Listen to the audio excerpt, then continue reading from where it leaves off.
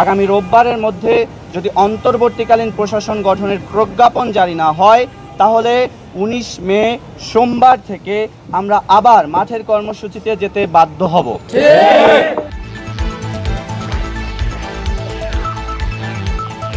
এই সংবাদ সম্মেলন থেকে আমরা 5 দফা দাবি তুলে ধরছি। এগুলো হলো: দাবি নাম্বার 1, আগামীকাল রোববারের মধ্যে অন্তর্বর্তীকালীন প্রশাসন গঠনের প্রজ্ঞাপন জারি করতে হবে। দাবি নাম্বার 2, অন্তর্বর্তী প্রশাসকের নিয়োগ প্রক্রিয়া চূড়ান্ত হওয়ার পর সেশন জট নিরসন সহ সামগ্রিক বিষয় নিয়ে একাডেমিক ক্যালেন্ডার প্রকাশ করতে হবে। একই সঙ্গে ভুতুড়ে ফলের সমাধান, বিভিন্ন ইস্যুতে অতিরিক্ত ফি আদায় বন্ধ সহ যাবতীয় অসঙ্গতিগুলো স্পষ্টভাবে সমাধানের উদ্যোগ নিতে হবে।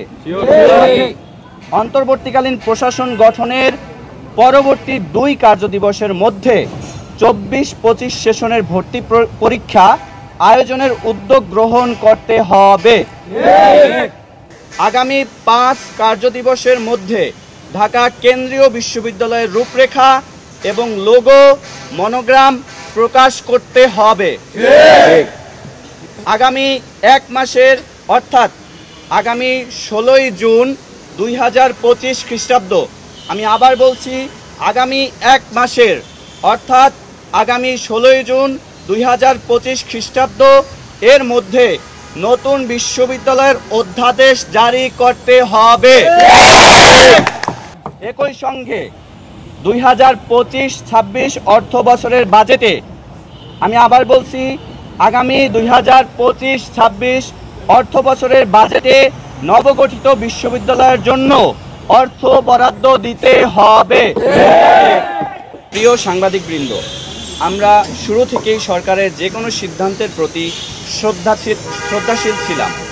দাবি বাস্তবায়নে আমরা সরকারকে সব ধরনের সহযোগিতাও করেছি। এজন্য মাঠের আন্দোলনের পাশাপাশি টেবিলের আলোচনাও জারি রেখেছি। এখনও আলোচনার পথ বন্ধ হয়নি। আমরা আলোচনায় প্রস্তুত আছি। আমরা আমাদের শিক্ষার অধিকারটুকু চাই। আমরা আর রাজপথে নামতে চাই না। আমরা আন্দোলন সংগ্রাম ছেড়ে পড়ার টেবিলে ফিরে গিয়েছি।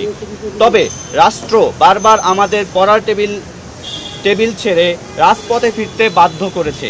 আগামী রোববারের মধ্যে যদি অন্তর্বর্তীকালীন প্রশাসন গঠনের প্রজ্ঞাপন জারি না হয়, তাহলে 19 মে সোমবার থেকে আমরা আবার মাঠের কর্মসূচিতে যেতে বাধ্য হব।